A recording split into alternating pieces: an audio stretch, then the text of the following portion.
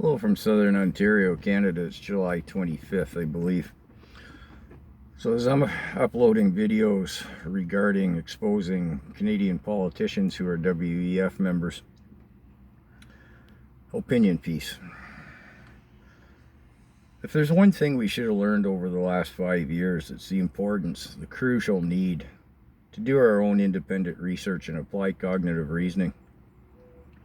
Never before in human history have we had anything remotely close or similar as we have now to the culmination of mankind's knowledge, access to information, global perspective, and the ability to research any and every subject imaginable in scant moments. It's right here at our fingertips, right? And yet, we know the legacy, or mainstream media, if you prefer that term, are not but the propaganda parrots of our governments. That's clearly evident in Western countries as a whole. The governments have agendas that do not serve the citizens' best or desired wants or needs. Political science as opposed to actual science, mis and disinformation. Here in Canada, we have unprecedented government corruption and scandal. And yet the legacy media, or again MSM if you prefer, still exists, right? They're still there.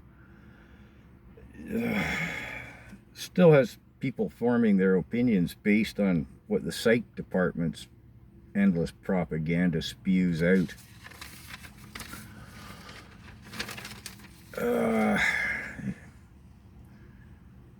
Canada's debt and deficit figures are a recipe for disaster. But this mainstream media, not so. But even if it were, claims the approximately $2 billion funded CBC and other outlets here in Canada, it's due to climate change and not government foreign interference. Everything's okay, according to them. It's a housing crisis and a related crisis, plural, due to the mass immigration numbers. Not so, says the propaganda department, MSM parrots. Besides, the Trudeau government says they acknowledge the migration numbers are a problem, but not to worry, they aren't actually doing anything about it, but they say they are if you don't listen too close. Picking up what I'm putting down there?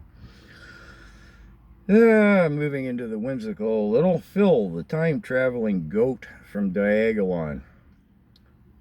Mainstream media claims Phil has arms, not legs. But the CBC, having been told so by the Trudeau regime and our tax dollar funded anti-hate network to the tune of $1 million,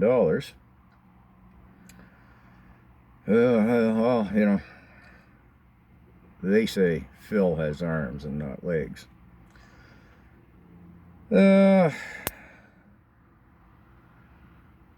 But the imaginary goat has neither arms nor legs, according to the RCMP, which stated that after squandering tax dollars and investigating the farcical affair.